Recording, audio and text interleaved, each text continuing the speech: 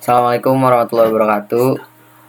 Kami dari kelompok 5 akan mempresentasikan mengenai Pancasila sebagai sistem filsafat. Sebelumnya perkenalkan dulu, nama saya Muhammad Rangga Dwi Agustian, NPM 232311-036. Nama saya Daryl Ulya Faiz, NPM 232311-037. Kita langsung mulai aja. Yang pertama dari pengertian filsafat. Bentar. Nah,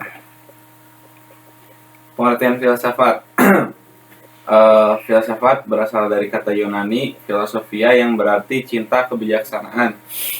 Filsafat merupakan bidang pemikiran manusia yang paling penting karena bercita-cita untuk mencapai makna hidup paling hakiki. Meskipun bagi sebagian orang cara berpikir dalam ilmu filsafat dipandang sebagai suatu hal yang berbelit-belit dan membosankan. Berikutnya ada fungsi Pancasila. fungsi Pancasila yang pertama sebagai dasar negara. Pancasila berfungsi sebagai dasar negara dan menjadi pandangan hidup bangsa Indonesia. Sebagai yang kedua ada sebagai sumber hukum. Pancasila dijadikan sebagai sumber hukum tertinggi di Indonesia dan menjadi pedoman dalam pembuatan peraturan perundang-undangan. Ketiga ada sebagai ideologi bangsa. Pancasila berfungsi sebagai ideologi bangsa yang menjadi pedoman dalam kehidupan bermasyarakat, berbangsa, dan bernegara. Yang terakhir, yang keempat, sebagai penjaga keutuhan dan persatuan bangsa. Pancasila berfungsi sebagai penjaga keutuhan dan persatuan bangsa Indonesia dengan mengedepankan nilai-nilai persatuan, kesatuan, dan kerukunan antar umat beragama, suku, dan budaya. Selanjutnya, pengertian filsafat Pancasila. Pancasila sebagai filsafat mengandung pandangan, nilai, dan pemikiran yang dapat menjadi substansi dan isi pembentukan ideologi Pancasila. Filsafat Pancasila dapat didefinisikan secara ringkas sebagai refleksi kritis dan rasional tentang Pancasila sebagai dasar negara dan kenyataan budaya bangsa dengan tujuan untuk mendapatkan pokok-pokok pengertiannya yang mendasar dan menyeluruh.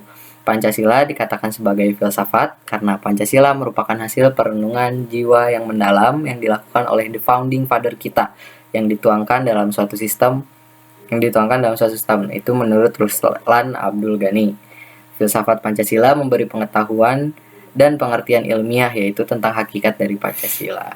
Berikut yang disampaikan oleh Noto Nagoro. Selanjutnya ada Pancasila sebagai suatu sistem filsafat.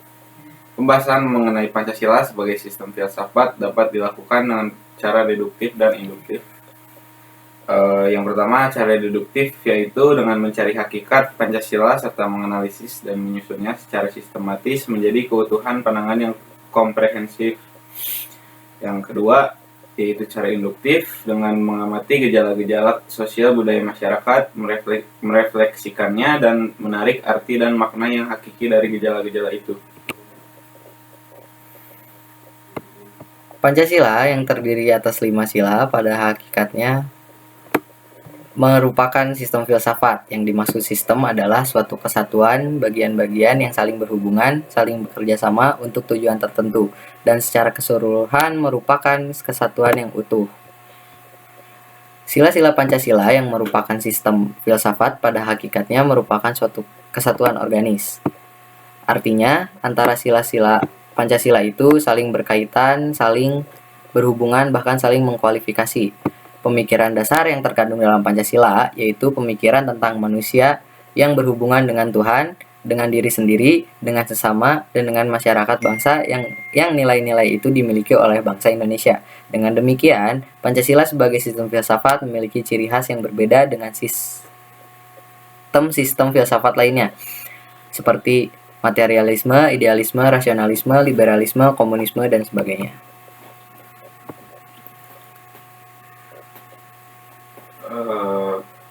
Lalu ada ciri sistem filsafat Pancasila,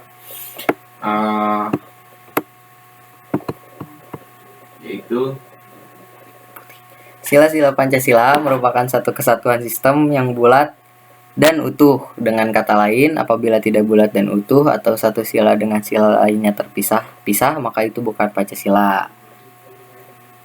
Susunan Pancasila dengan suatu sistem yang bulat dan utuh itu dapat digambarkan sebagai berikut. Sila ke-1 meliputi, mendasari, dan menjiwai sila 2, 3, 4, dan 5.